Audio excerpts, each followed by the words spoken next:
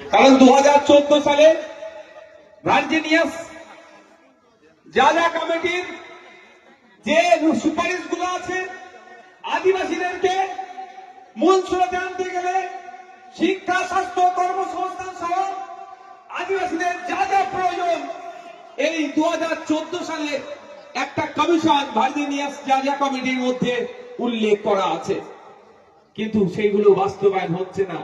অপরদিকে কি দেখছি, আদিবাসী সমাজের থেকে আপনার রাষ্ট্রপতি বানিয়ে রেখেছে। ঠিক একইভাবে মুসলিম ধর্মী সরকার বললেও চলতে উঠতে বসলে দেখা যাবে প্রতিটা পদে পদে সংখ্যালঘু মুসলমানদেরকে এরা দমন করছে। শুধু সংখ্যালঘু মুসলমানদের নয়, আদিবাসী, দলিত, পিছিয়ে বর্গের যাদের হয়ে বলার লোক কম, তাদের উপরে এই সরকার দমন পীড়ন করছে। তাই বন্ধুগণ, ঐক্যবদ্ধ হতে হবে, এগিয়ে যেতে হবে। সব সময় দায়িত্ব যেন আমাদের কাঁধে, কাউকে আটকাতে হবে আর কাউকে জিতাতে হবে, এই দায়িত্ব নিয়ে আমরা এতদিন বসে আছি।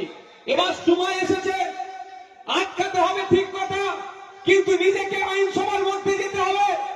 এই পলাশীপাড়া থেকে, এই আকাশীপাড়া থেকে, এই কালীগঞ্জ থেকে, নদিয়া থেকে জনগণের জনপ্রতিনিধি বিধানসভার মধ্যে যাবে। সেই সময় এসেছে, আমাদের লোককে পাঠাতে হবে।